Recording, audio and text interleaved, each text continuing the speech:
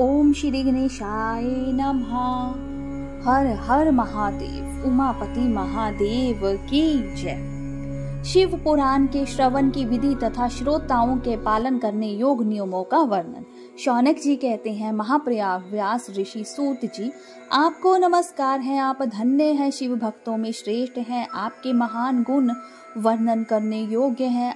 अब आप कल्याणमय शिव पुराण के श्रवण की विधि बतलाइए, जिससे सभी श्रोताओं को संपूर्ण उत्तम व्रत की प्राप्ति हो सके। सूत जी ने कहा, मुने शौनक, अब मैं तुम्हें संपूर्ण फल की प्राप्ति के लिए शिव पुराण के श्रवण की विधि बता रहा हूँ। पहले इस ज्योतिषी को बुलाकर दान मान से संतुष्ट करके अपने सहयोगी लोगों के साथ बैठकर बिना किसी विघ्न बाधा के कथा की समाप्ति होने के उद्देश्य से शुभ मुहूर्त का अनुष्ठान कराएं और प्रयत्न पूर्वक देश देश में स्थान स्थान पर यह संदेश भेजे कि हमारे यहाँ शिव पुराण की कथा होने वाली है। अपने कल्याण की इच्छा रखने वाले लोगों को उसे सुनने के लिए अवश्य पधारना चाहिए। कुछ लोग भगवान श्री हरि की कथा से बहुत दूर पड़ गए हैं। कितने ही स्त्री शूद्र आदि भगवान शंकर के कथा कीर्तन से वंचित रहते हैं। उन सबको भी सूचना हो जाए, ऐसा प्रबंध करना चाहिए। देश देश में जो भगवान शिव के भक्त हों तथा शिव कथा के कीर्तन और श्रवण के लिए उत्सुक हों, उन सबको आदर पूर्वक बुलवाना चाहिए और आए हुए लोगों का सब प्रकार से आदर सत्कार करना चाहिए। शिव मंदिर में, तीर्थ में, वन प्रांत में अथवा घर में शिव पुराण की कथा सुनने के लिए उत्तम स्थान का निर्माण करना चाहिए।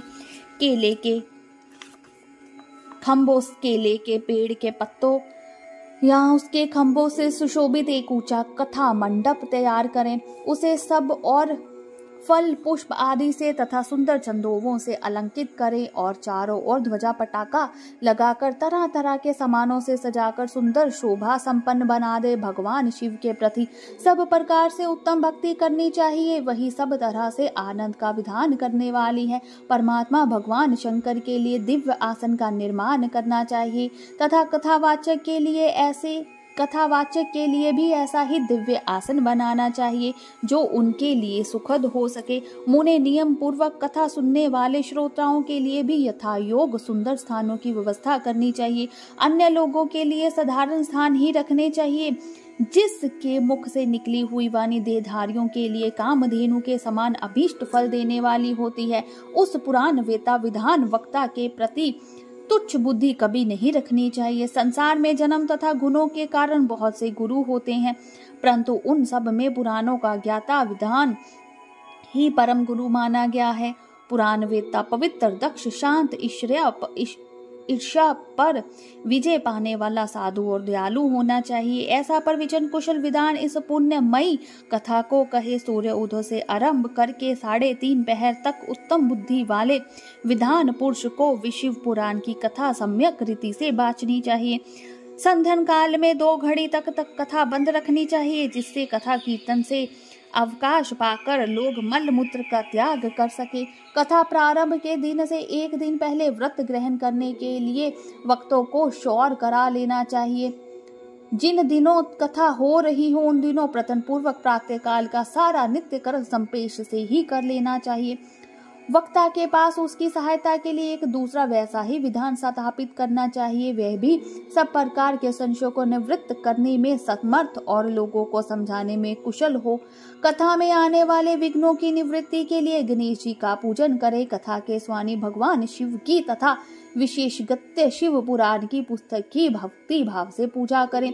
तत्पश्चात उत्तम बुद्धि वाला श्रोता तन मन शुद्ध एवं प्रसन्न चित्त हो आदर पूर्वक शिव पुराण की कथा सुने। जो वक्ता और श्रोता उनके प्रकार के कर्मों में भटक रहे हों, काम आदि 6 विकारों से युक्त हों, स्त्री में आसक्ति रखते हों और पाखंड पूर्ण बातें कहते हों, वे पुण्य के भागी नहीं होते। जो लौकिक चिंता तथा धन्य ग्रह एवं पुत्र आदि की चिंता को छोड़कर कथा में मन लगाए रहते हैं, उन शुद्ध बुद्धि पुरुषों को उत्तम फल की प्राप्ति होती है। जो श्रोता श्रद्धा और भक्ति से युक्त होते हैं, दूसरे कर्मों में मन नहीं लगाते और मौन पवित्र एवं उद्देश्य शून्य होते हैं, वे ही पुण्य के भागी होते हैं। सूत जी बोले, शौनक, अब शिव पुराण सुनने का व्रत लेने वाले पुरुषों के लिए जो नियम है उन्हें भक्ति पूर्वक सुने। नियम पूर्वक इस श्रेष्ठ कथा को सुनने से बिना किसी विघ्न बाधा के उत्तम फल की प्राप्ति होती है। जो लोग दीक्षा से रहित है उनका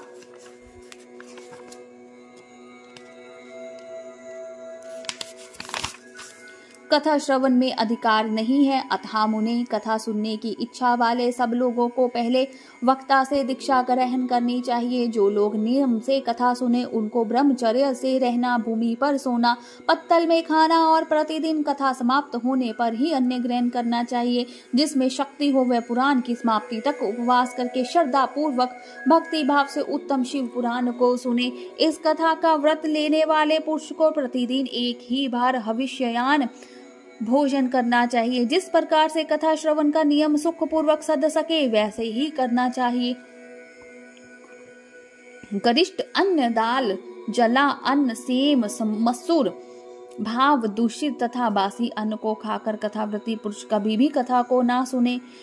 जिसने कथा का व्रत ले रखा हो वह पुरुष प्याज, लहसुन, हींग, गाजर, मादक वस्तु तथा आमिष कही जाने वाली वस्तुओं का त्याग दे।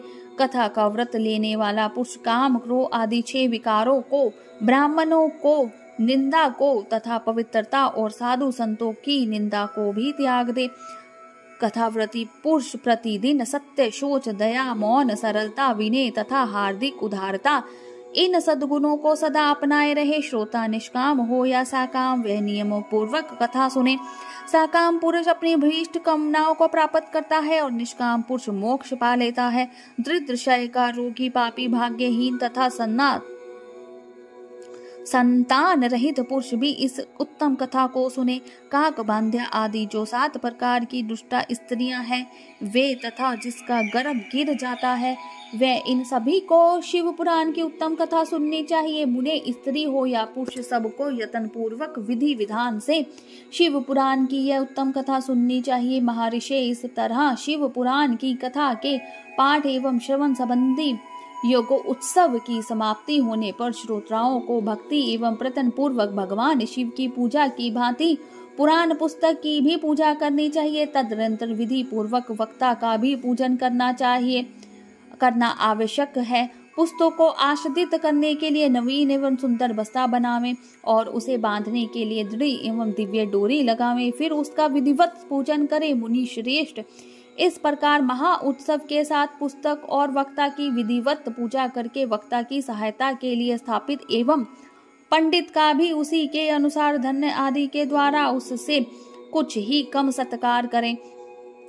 वहां आए हुए ब्राह्मणों को अन्न धन आदि का दान करें। साथ ही गीत, वाद और नृत्य आदि के द्वारा महान उत्सव रचाएं। मुने यदि श्रोता विरक्त हो तो उसके लिए कथा समाप्ति के दिन विशेष रूप से उसका गीत का पाठ करना चाहिए, जिसे श्री रामचंद्र जी के प्रति भगवान शिव ने कहा था। यदि श्रोता ग्रसित हो तो उस बुद्धिमान को उस श्रवण कर्म की शांति के लिए शुद्ध हविष्य के द्वारा होम कराना चाहिए। मुने रुद्र संहिता के प्रत्येक श्लोक का होम करना चाहिए अथवा गायत्री मंत्र से होम कराना चाहिए, क्योंकि वास्तव में यह पुराण गायत्रीमय ही है। अथवा शिव पंचाक्षर मूल मंत्र से हवन करना चाहिए। होम करने की शक्ति ना हो तो विद्वान पुरुष यथाशक्ति हवनीय हविष्य का ब्राह्मण को दान करे। न्यूनारिक्त रूप दोष की शांति के लिए भक्ति पूर्वक शिव सहस्त्र नाम का पाठ अथवा श्रवण करे। इससे सब कुछ सफल होता है, इसमें संशय नहीं है, क्योंकि तीनों लोकों में सबसे बढ़कर कोई वस्तु नहीं है। कथा श्रवण संबंधी व्रत की पूर्णता की सिद्धि के लिए 11 ब्राह्मणों को मधु मिश्रित खीर भोजन कराएं और उन्हें दक्षिणा दें।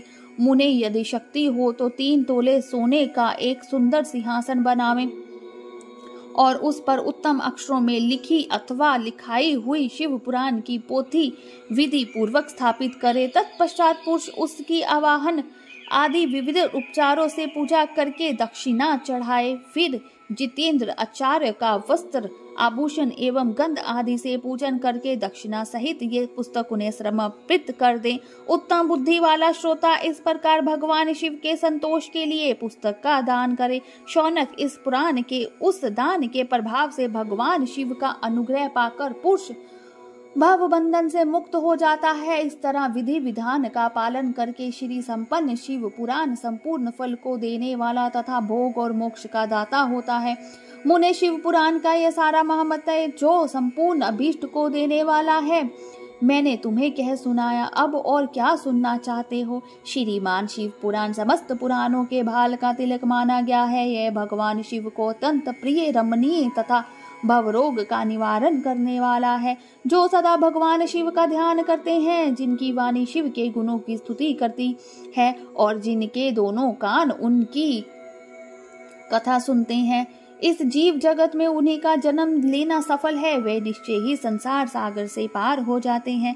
भिन्न भिन्न प्रकार के समस्त गुण जिनके सच्चिदानंद समय स्वरूप कभी स्पर्श नहीं करते, जो अपनी महिमा से जगत के बाहर और भीतर भासमान है तथा जो मन के बाहर और भीतर वाणी एवं मनोवृत्ति रूप में प्रकाशित होते हैं, उन अनंत आनंद घन रूप परम शिव की मैं शरण लेता हूँ। बोलिए शंकर भगवान की जय, उमापति महादेव की जय।